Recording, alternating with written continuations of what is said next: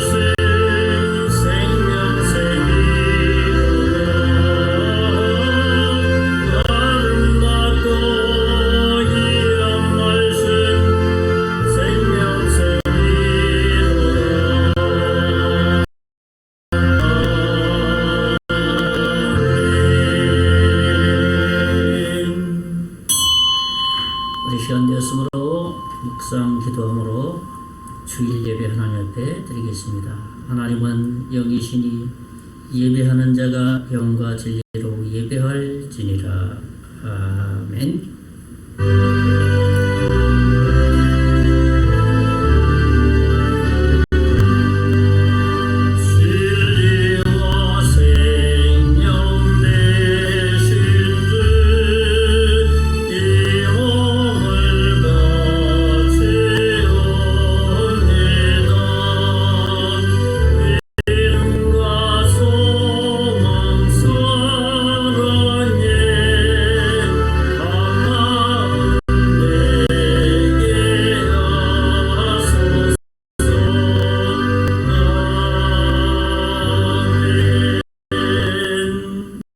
살아계신 하나님, 지난 한 주간도 지켜주신 주님을 찬양하고 예배하오니 주님 이 시간 올런강 받아주시고 하나님께는 영광이요 우리에게는 하늘의 신령한 양식으로 공급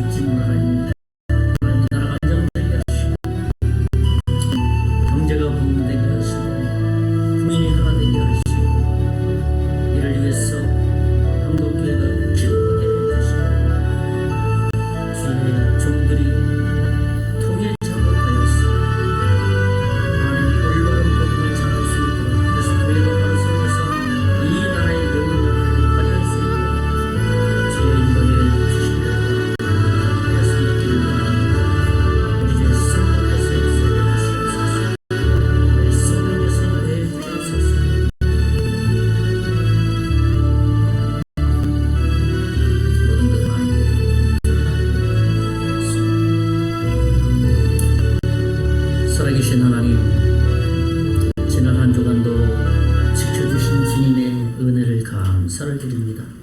주님 홀로 영광 받아주시옵시고 오늘 예배를 통해서 하나님의 복스러우신 은혜가 넘쳐날 수 있는 시간 되게 하시고 우리 모든 심령 한 사람 한 사람 마음 심령 가운데 역사해 주셔서 이 말씀이 살아서 움직일 수 있도록 인도해 주시옵소서.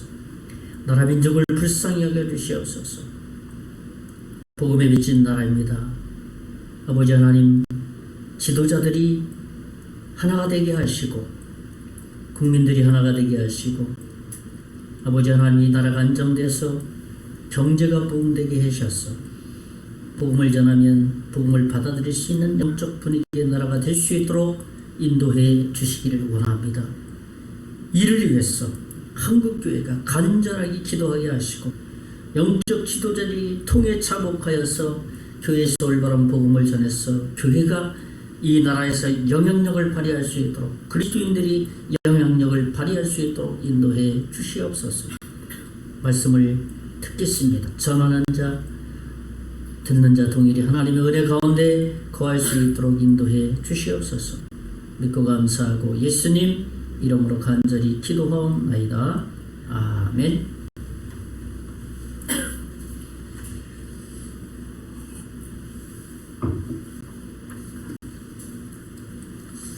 네, 반갑습니다. 이번 한 주간도 하나님의 인도하심으로 복스러운 주간이 될 것을 믿습니다. 오늘도 지난주에 이어서 창세기 강의에 이어갑니다.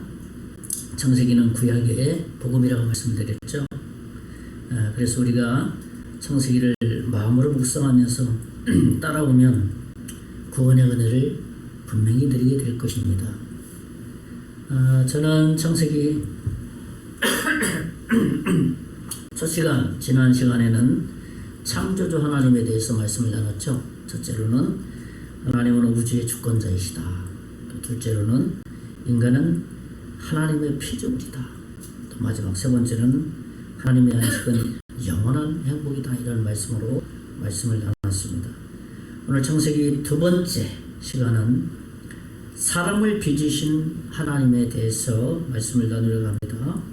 이번 창세기 강의를 통해서 하나님과 우리 자신을 정확하게 좀 볼 수 있었으면 좋겠고 또 정확하게 알았으면 좋겠습니다. 창세기 1장에는 창조에 대한 모든 것을 기록하고 있고요. 또 창세기 2장 오늘 함께 나눌 말씀은 2장에서는 그 창조 중에서 특별히 우리 사람을 어떻게 창조했느냐라는 것을 자세하게 기록하고 있습니다. 이 히브리 말로 엘로힘이라는 이 용어로 이 엘로힘이라는 말의 의미는 창조주 하나님이다, 전능하신 하나님이다 이렇게 표현할 때 히브리어로 엘로힘이라는 하나님의 이름을 불렀습니다.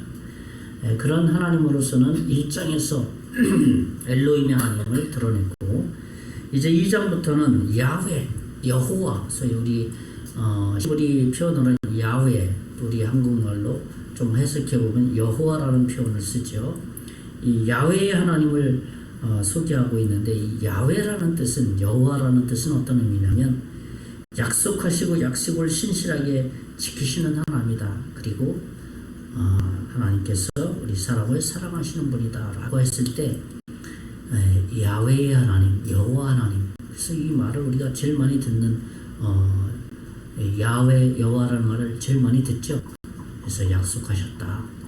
내 약속한 대로 내가 약속대로 지켜준다. 그 다음에 또 한 걸음 더 나가서 그 하나님 우리를 사랑하신다. 그런 의미죠. 예, 오늘 말씀이 엘로힘의 하나님과 야훼의 하나님 이러한 삶들을 좀 경험하는 그런 시간이 되었으면 좋겠습니다. 이 창세기 묵상 과정을 우리 겸손하게 진지하게 이렇게 묵상이 가다 보면 사실 이러한 경험을 할 수 있습니다. 그리고 말씀을 통해서 우리가 하나님을 향해서 어떻게 살고 있는가를 좀 보았으면 좋겠습니다. 그렇게 하는 이유는 우리는 너무나도 불확실한 이 세대에 살아가고 있기 때문에 그렇습니다. 내가 하나님 앞에서 난 과연 어떻게 살아가고 있느냐 하는 것을 보아야만 한다는 것이죠.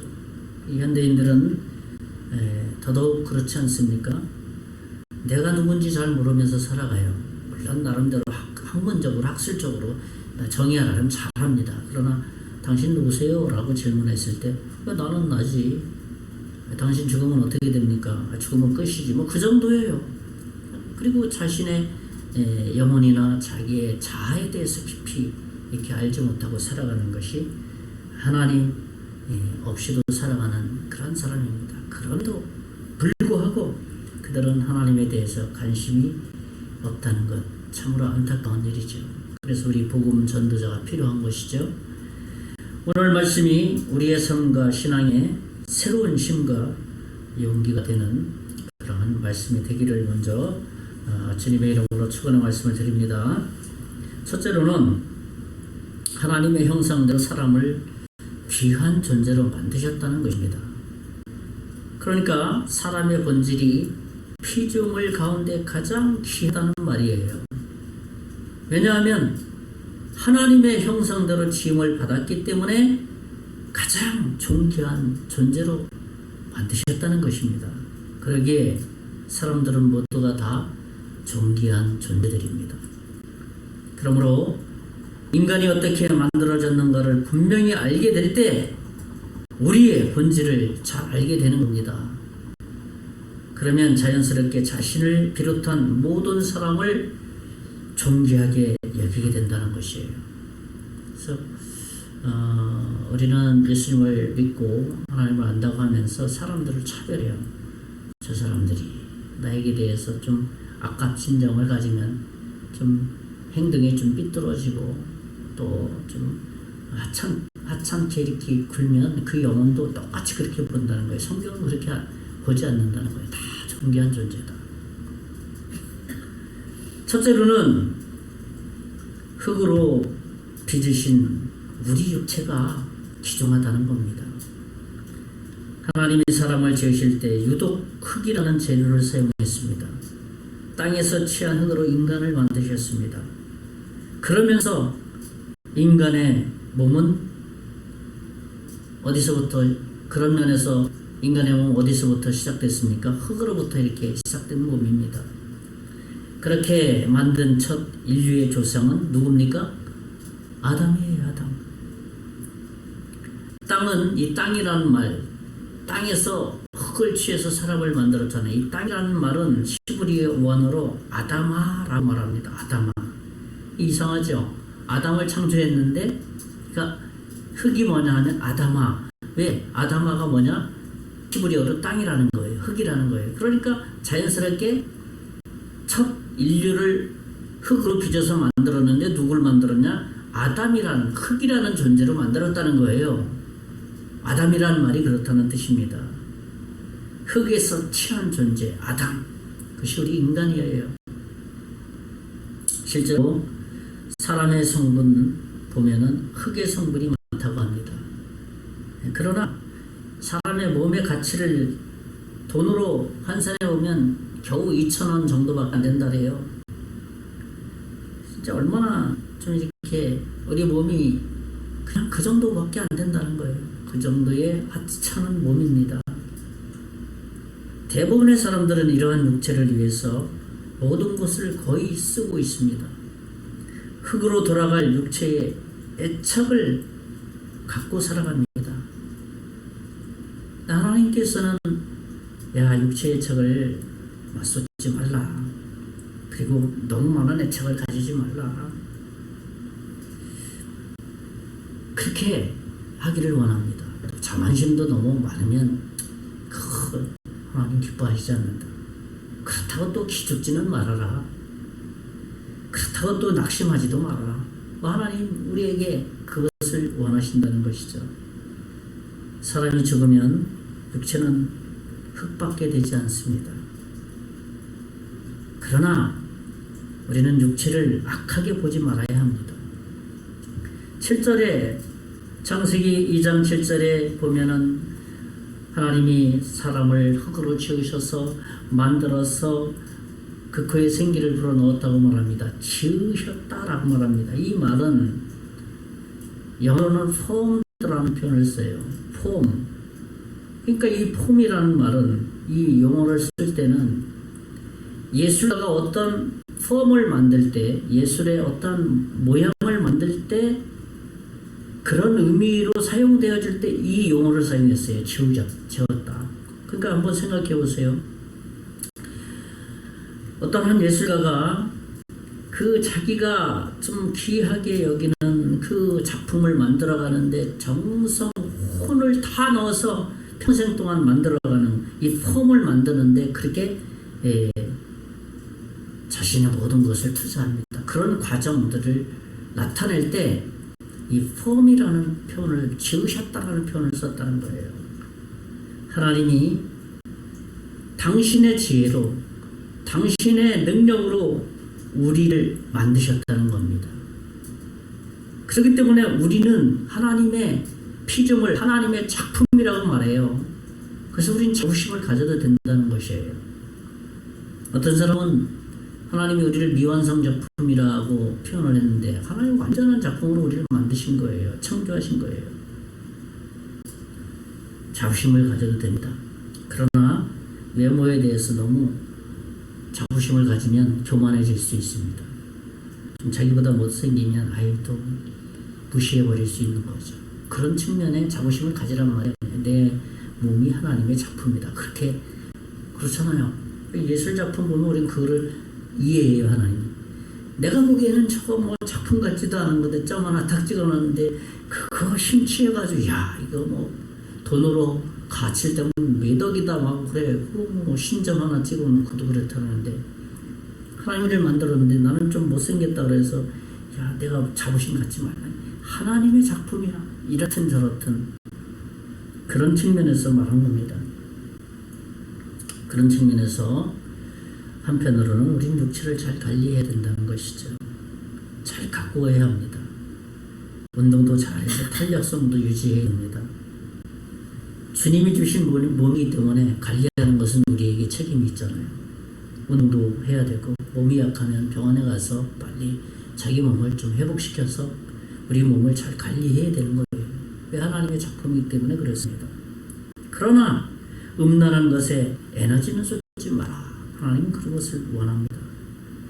우리의 몸이 하나님의 주신 몸이기 때문에 그렇게 해야 된다. 그래서 바울은 아주 명쾌하게 이 사실을 우리에게 말해줬죠. 고린도전서 6장 19, 20절에 보면 너희 몸은 너희가 하나님께로부터 받은 바 너희 가운데 계신 성령의 전인 줄을 알지 못하느냐. 너희는 너희 자신의 것이 아니다. 너희 몸이 너희 것이 아니야. 너희 하나님의 작품이야. 하나님이 늘 너 안에 계셔. 성전이야. 그렇게 말합니다. 20절에 값으로 산 것이 되었으니 그런즉 너희 몸으로 하나님께 영광을 돌리라. 너희 몸이 아니니 너희 몸으로 하나님께 영광을 돌리는 게 지금 하나님 작품으로 타락됐지만 구원받은 사람이라면 몸으로 하나님께 영광을 돌려야 될 그럴 존재들이다 라는 것을 바울은 명확하게 얘기하고 있습니다. 우리 몸이 하나님의 성전이기 때문에 몸이 귀중한 겁니다. 그리고 우리의 몸을 통해서 하나님께 영광을 돌려야 되는 것이죠. 두 번째로는 우리 내면의 영혼이 더 귀중하다는 사실입니다. 하나님이 우리를 흙으로 몸을 만드시고 그 안에 하나님의 영을 불어 넣어주셨다는 겁니다. 그 영은 영원히 살아가는 생명, 영원한 영혼이에요. 하나님의 영. 그러므로 하나님의 영의 생명인 영혼을 항상 생각하고 우리는 소중히 자신의 영혼을 생각하면서 살아가야 된다는 것입니다. 그러므로 우리 영혼은 우리 자신이 책임져야 한다는 것이죠. 그러나 주의점이 있어요. 영혼만 귀중하게 여기는 사람은 신비주의에 빠질 수 있어요. 그렇기 때문에 우리는 우리의 육체와 우리의 영혼을 동시에 귀중하게 여겨야 된다는 것이에요. 그러니까 신비주의에 빠진 사람들은 이 영혼만 소중히 여겨서 썩어진 육체 뭐야 아무것도 아닌데 우리 영혼이 수용하기 때문에 육체를 위해서 왜 그렇게 그냥 하나님으로 해서 이 영혼 굉장히 극단에 빠져요. 그래 신비주의에 빠진다는 거예요. 조심해야 돼요. 이러면 창세기 2장 7절에 생명이 되었다. 생기를 불어넣으니까 생명이 되었다. 이 생명이 되었다는 말은 영어 성경에는 어떠냐? 살아있는 생명체가 되었다. 그렇게 했다는 거예요. 흙이 하나님의 생명을 불어넣으니까 그 몸이 되면서 그 몸 속에 하나님의 살아있는 생명체가 되었다. 히브리 말로 살아있는 존재가 되었다. 그런 의미로 표현했습니다. 하나님이 흙으로 사람을 만드시고 그 안에 생명을 불어넣었다라는 것을 분명히 인식하고 살아라. 그것이 바로 너희들의 영원히 사는 영혼이다라는 것을 말씀해 주시는 겁니다. 여러분, 동물은 영혼이 있다고 말하지 않아요, 성경은. 그렇죠? 그리고 동물을 흙으로 빚어서 만들었다 그렇게 말하지 않아요. 다 말씀으로 만들었어요. 단지 동물은 영혼이 있다고 말하지 않지만은 단지 살아있다. 그 살아있을 뿐이다. 그러니까 사람의 엽기는 그런 거예요. 사람이 죽으면 그 영혼이 하늘로 가고 동물은 죽으면 그냥 사라진다. 땅으로 사라진다. 그렇게 표현한 겁니다. 여기에 인간의 존재감이 있는 거예요. 하나님이 인간을 만든 이유가 여기에 있는 겁니다. 그것이 신비죠. 실제로 타락한 우리의 신체는 날이 가면 갈수록 어떻습니까? 변해요. 노쇠합니다.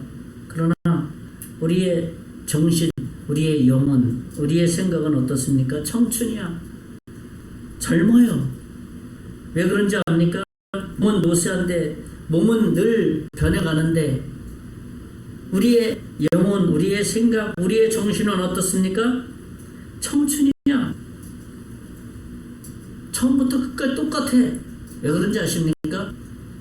영원한 하나님으로부터 왔기 때문에 그런 거예요. 이 세상에는 영원한 일이 없다라고 하나님을 모르는 사람들은 말합니다. 그러나 성경은 정반대의 말을 하고 있습니다. 이 세상에 영원한 것이 있다면 세 가지로 말할 수 있다. 그것은 뭐냐? 하나님 자신이 영원하다.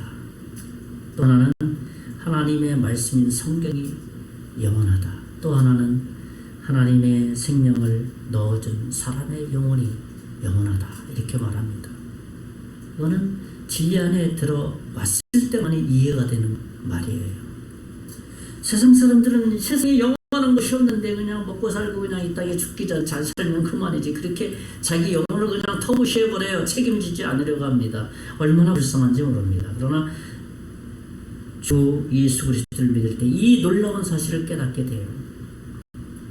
살아가는 것의 주 목적이 아니라 내 영혼을 어떻게 할 것인가의 목적을 가지고 살아가게 돼요. 그럴 때 의식주 문제를 해결할 수 있는 거예요.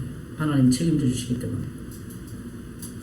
그러므로 우리는 영적으로 건강해야 합니다. 음식을 섭취해야지 몸이 건강하지 않습니까? 영혼도 마찬가지예요. 베드로 사도는 베드로전서 2장 2절에 신령한 젖을 사모하라 이렇게 말했습니다. 그러한 태도가 영혼을 먹이는 아주 가장 좋은 태도입니다. 그리고 예수 그리스도께서도 하신 말씀, 여러 말씀들이 있습니다. 이 말씀들을 자주 묵상하는 것, 그것이 바로 자기 영혼을 살찌우는 것입니다. 사도 요한은 예수님에 대해서 이렇게 말했습니다. 요한복음 6장 51절에 보면 나는 하늘에서 내려오는 살아있는 떡이니 사람이 이 떡을 먹으면 영생하리라. 내가 줄 떡은 곧 세상의 생명을 위한 내 살이니라 하시니라. 예수님께서 하신 말씀을 사도 요한이 그대로 옮겨 놓은 거 아닙니까? 우리 영혼의 가장 귀한 것은 산떡 대신 예수 그리스도를 내 인생의 가장 존귀한 분으로 받아들여질 때 시작되는 것이고 그 안에서 살아갈 때 영원한 생명을, 영생의 삶을, 행복한 삶을 살아가는 것입니다. 그 예수 그리스도를 자기 안에 생명의 떡으로 먹는다는 것이 그거예요. 생명의 떡을 먹는다는 것은 받아들인다는 거예요. 그래서 그 떡이 내 안에 들어와서 생명에게 생기를, 세포의 생명을 줘서 살아가도록 하듯이 예수 그리스도가 우리 생명에 들어오게 될 때 구원받게 되고 영혼이 새 생명처럼 솟아난다는 겁니다. 그래서 풍성한 삶을 살게 된다는 것이죠. 그렇다면 어떻게 하면 우리의 영혼이 기름짐에 윤택할 수 있겠습니까? 그것은 매일매일 주님 앞에 나가서 교제의 삶을 살아가는 겁니다. 말씀과 기도를 통해서. 그것만이 우리의 영혼을 성장시키고 살찌는 유일한 길입니다. 다른 방법이 없어요. 그러나 이러한 일들을 게을리하게 될 때 우리는 육신적이게 된다는 것입니다. 그럴 수밖에 없잖아요. 그 결과 세상에 대한 것으로 점점 우리 육신이 발전되게 된다는 거예요. 돈 생각이 많이 나고 이성 생각 많이 나고 좀 더 안락한 삶을 많이 생각하게 되고 점점 육신적인 것에 많아지게 된다는 것이에요. 우리는 우리 몸과 영혼에 대하여 존귀하다라는 확신을 가지고 살아야 하고 자기가 한 줌의 흙으로 돌아갈 티끌 같은 아무런 존재가 아님을 늘 인식해야 된다는 겁니다. 죄인된 우리는 타락으로 인해서 하나님의 형성을 잃어버린 이 사실을 똑똑하게 인식하고 직시하면서 살아가게 될 때, 그럴 때 겸손히 주님 앞에 서게 되는 거예요. 큰 동원대로 사람을 위해서 모든 것을 베풀어 주셨다는 겁니다. 하나님은 에덴이라는 동산을 만드시고 그곳에서 살게 하셨습니다. 그 에덴에 아담과 하와를 살게 하셨다는 겁니다. 에덴은 어떤 의미인지 압니까? 히브리어 에덴, 무슨 기쁨이라는 뜻이에요. 그러니까 아담과 하와를 기쁨이 있는 곳에서 살게 하셨다는 것이에요. 그곳에 무엇이 있었습니까? 창세기 2장 9절에 오늘 본문 2장 9절에 보면 여호와 하나님이 그 땅에 보기에 아름답고 먹기에 좋은 나무가 나게 하시니라고 말씀하셨어요. 이 말씀대로 가장 좋은 환경을 만들어 주셨다는 겁니다. 물이 많아서 농사짓기에도 좋은 곳이 되었고 10절에 보면 강 4줄기가 여기저기 동서남북으로 강 4줄기가 있어서 아주 좋은 환경을 만들어 주셨다는 겁니다. 또 12절에 보면 정금이 있고 향로도 많고 보석도 많고 그런 곳이 에덴이라는 겁니다. 그리고 16절에 모든 것이 있는데 야 그거 다 먹어라. 부족함이 없이 풍족하게 누리는 삶을 살도록 해주셨다는 겁니다. 게다가 하나님은 야 그거 너 다 다스리고 야 그거 잘 지켜야 된다. 그렇게 말씀하셨습니다. 15절의 말씀 보면은 경작하고 일하고 노동하면서 그것을 돌봐라 그렇게 말했습니다. 그러니까 하나님이 만들어 놓은 곳에서 다스리고 통치하고 그것을 보호하며 그것을 경작하면서 노동하면서 살아야 된다라고 말하는 것이에요. 그런 면에서 일하는 것은 노동하는 것은 하나님의 축복입니다. 그것을 하나님이 만들어진 그 경작지에서 일하면서 지키고 통치하라고 주님께서 요구하시기도 하고 명령하신 겁니다. 그러니까 어떻게 보면 하나님이 준비하신 땅은 좀 적합하지 않는 땅이었던 것 같습니다. 그래서 하나님께서 다 준비는 시켜놨지만 야 그거 너희가 경작하고 노동하고 개간해서 그것을 잘 보호하고 다스리고 통치해야 된다 그렇게 말한 겁니다. 그리고 왜 그렇게 했냐면 그렇게 한 것 그렇게 노동하고 수고하고 경작하고 지키고 통치하는 것 그것이 즐거움 기쁨이라는 것을 알려주시기 위해서 그렇게 하신 거예요. 우리가 지금 살아가는 과정 가운데 그런 것들이 있잖아요. 학생은 공부하고 농사일을 하는 분들은 농사를 잘 짓는 일, 직장생활하는 일, 직장생활 잘하는 일, 그 모든 노동이 다 축복이라는 것을 하나님이 가르쳐 주시기 위해서 그렇게 하신 거예요. 근데 타락하고 나서 그것이 행복이 아니라고, 그리고 타락의 결과 수고하고 땀을 흘려야 된다는 그러한 하나님의 또 다른 타락 이후의 모습을 보여준 겁니다. 이전에는 야 노동이 행복하고 야 경작하는 거 그것을 다스리고 말이야 그것을 하는 것은 참 행복한 거야. 힘들지 않은 거야. 그게 안식이야. 즐거움이야. 그렇게 말한 것이죠. 그리고 또 하나님께서는 우리 인간에게 베풀어 주신 또 한 가지가 있습니다. 17절 말씀입니다. 창세기 2장 17절 보면 선악을 알게 하는 나무의 열매는 먹지 말라. 내가 먹는 날에는 반드시 죽으리라 하시니라. 이런 말씀하셨습니다. 그러니까 여기서 먹지 말라고 금하신 것이 있습니다. 딱 한 가지만 금했어요. 다른 건 다 다스리고 다 네 거야. 다 풍족한 거. 근데 왜 한 가지만 그렇게 하셨습니까? 그것은 우리에게 자유의지를 주셔서 이 선택권을 주셨기 때문입니다. 이것이 동물과의 차이예요. 그 자유의지로 선한 것을 선택해서 영원한 행복을 살도록 하기 위해서 그렇게 하신 거예요. 자발적으로 순종해서 하나님께 순종하는 즐거움을 내가 너희들에게 자유의지를 줬는데 그런 순종함으로 그 즐거움과 기쁨을 좀 맛보지 않으렴? 그런 거죠. 자발적으로 순종하는 즐거움을 좀 이렇게 배우기를 원했습니다. 그리고는 죽어서는 안 되기 때문에 영원한 삶을 살아야 되기 때문에 야 선악과는 먹어서는 안 되는 거야. 그거 먹으면 안 돼. 그거 먹으면 죽는 거야. 죽음이 찾아오는 거야. 그래서 그걸 알려주신 거예요. 선악과를 왜 먹지 말라고 하냐면 그것을 알려주기 위한 거예요. 하나님의 형상대로 지음받은 우리에게 선을 아는 능력이 주어졌습니다. 그러나 그것은 하나님을 기준해야 될 때만이 선한 능력을 발휘할 수 있게 되는 거예요. 선과 악을 알 수 있는 기준은 그 선악과를 먹지 않게 됐을 때, 않을 때 그것을 다 알게 돼 있어요. 그러나 그 선악과를 먹게 되면 결국 선악을 알지 못해 그냥 악만 행하게 되는 거예요. 그래서 우리 인류가 타락하게 된 겁니다. 선악과를 먹는 순간에.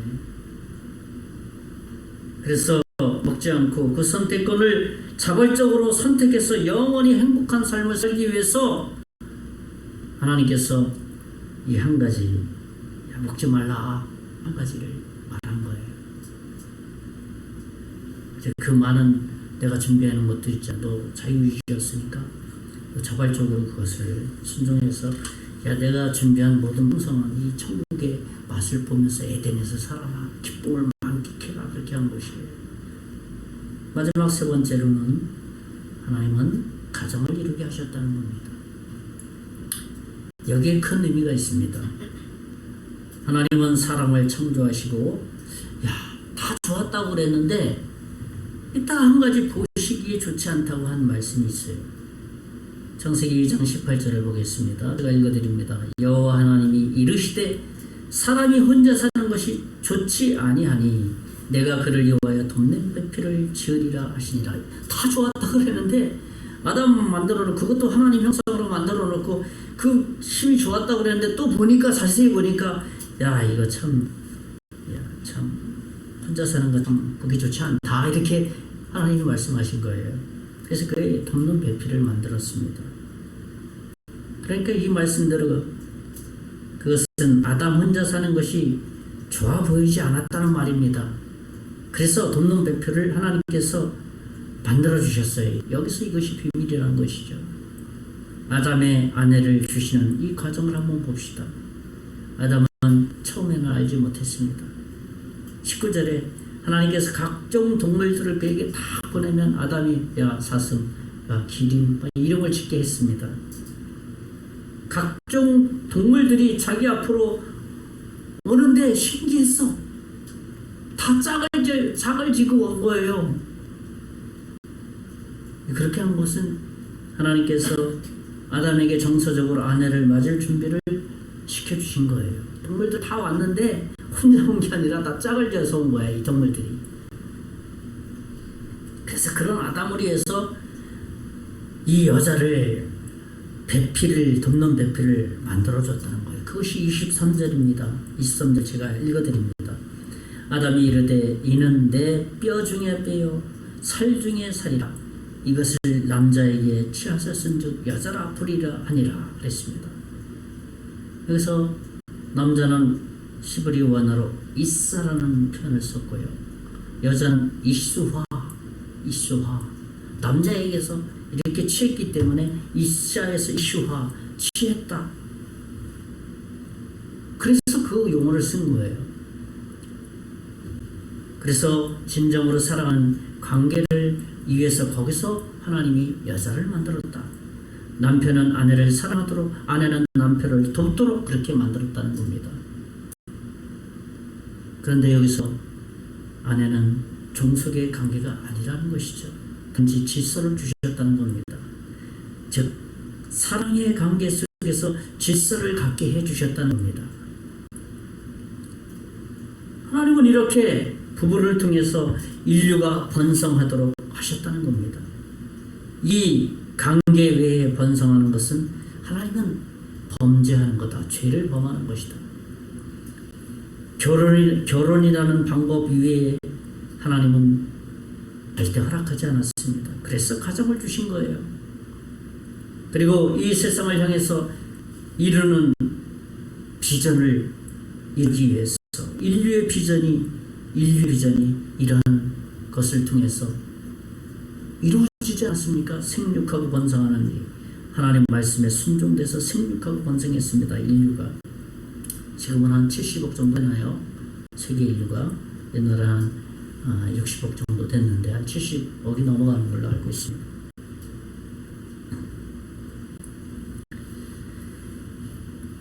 가장 기초적인 연합이 가정에서 이루어졌다는 거예요. 그런 가정이 사실 평안합니다. 그런데 이런 기초적인 가정은 예수 그리스도 안에서 이루어지는 것을 보게 됩니다. 그래서 가정이 깨지면 사회가, 나라가 깨지는 것을 보게 됩니다. 우리가 사는 현실을 좀 보면 그래요. 요즘 현실이 남녀 관계가 깨지고 가정이 무너지고 권위가 무너지고 참 사회가 참 이상한 사회가 되어가고 있는 것을 봅니다. 우리가 기억해야 될 것은 이 가정, 하나님께서 남편과 아내를 이렇게 부부로 만들어서 가정을 세운 것은 종속관계가 아니라 친밀한 사랑관계에서 권위를 서로 인정해주고 질서를 잘 세우는 가정이 되라 라는 것을 보여준 겁니다. 아담이 짝이 없었는데 어디서 찾았습니까? 하나님이 여자를 만들어 주심으로. 그래서 아내를 하나님이 주셨습니다. 아담이 만든 게 아니라 하나님이 주셨어요. 여기에 비밀이 있는 거예요. 창세기 2장 24절을 보면 이러므로 남자가 부모를 떠나 그의 아내와 합하여 둘이 한 몸을 이룰지로다 했습니다. 여기에는 세 가지 원리를 찾아볼 수가 있습니다. 하나는 남자가 부모를 떠나야 되는 것이죠. 여자가 아니라 남자가 떠나라 했어요. 그렇죠? 둘째는 두 사람이 연합해야 된답니다. 연합해야 된다는 거예요. 그러니까 강력 접착제 요즘으로 붙이듯이 그냥 붙어 있어야 된다는 연합이라는 게 그런 거예요. 무슨 말입니까? 다른 여자에게 가서는 안 된다는 말이에요. 남자가 연합해라는 말은 하나가 돼야 된다는 거. 셋째로는 한 몸을 이루어야 된다. 몸뿐만이 아니라 정서, 가치관, 비전 이 모든 것을 어떻게 해요? 한 몸, 한 비전을 이루어야 된다. 이렇게 가정에서 연합은 사회에서 연합이 되고 교회에서 연합이 되고 나라에서 연합이 된다는 것입니다. 그러니까 연합의 출발점이 어딥니까? 가정이에요. 가정. 그것이 하나님이 가정을 세우신 이유예요.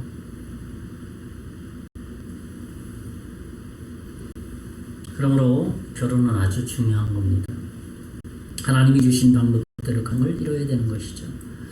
요즘 MZ세대 젊은이들은 결혼을 하지 않으려고 합니다. 여러 가지 이유가 있겠지만 참으로 참 안타까운 일이죠. 이를 기도해야 될 좀 기대목 중에 하나죠. 우리나라가 하나님을 좀 잘 믿으면 MZ세대가 어떻게 합니까? 결혼을 하려고 그러죠. 하나님 앞에서. 하나님이 가정을 세우신 것을 우리가 생각하면서 가정을 하나님이 그래서 세우셨구나 라는 것을 알게 될 때 하나님이 우리에게 원하는 것이 무엇인지 알게 된다는 것입니다. 이제 말씀을 정리합니다. 사람을 빚으신 하나님에 대해서 말씀을 나눴습니다. 첫째는 하나님의 형상대로 사람을 귀하게 만드셨다. 우리의 몸과 우리의 영혼을 소중하게 만들었다. 그런 말씀을 나눴고, 두 번째로는 하나님이 만드신 사람을 위해서 모든 것을 다 베풀어 주셨다라는 것이에요. 그리고 가정을 이루게 함으로 하나 되게 하셨다라는 것을 말씀드렸습니다. 이번 한 주간도 나를 창조하신 하나님을 묵상하고 우리 삶에 적용함으로 변화된 삶을 이번 한 주간도 사시기를 예수님의 이름으로 축원의 말씀을 드리겠습니다. 기도하겠습니다. 하나님 아버지, 우리를 가장 존귀한 존재로 빚으시고 창조하심에 참으로 감사를 드립니다.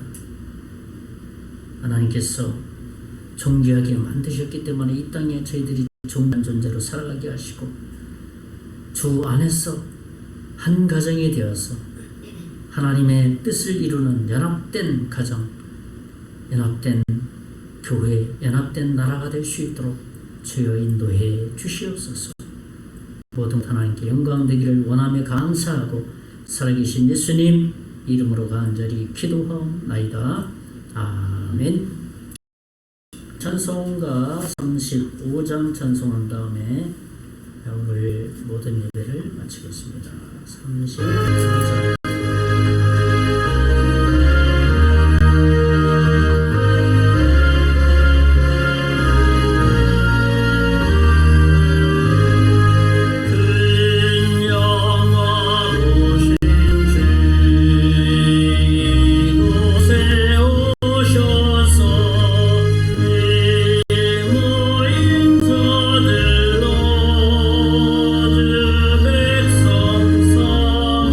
So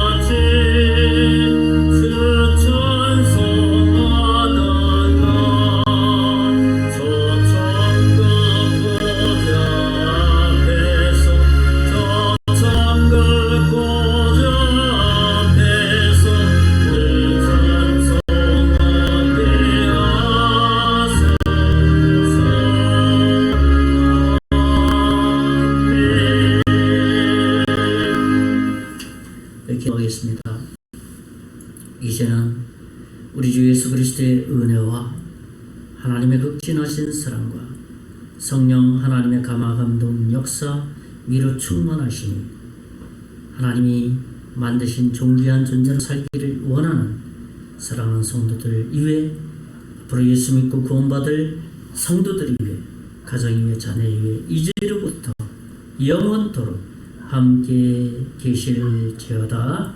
아멘.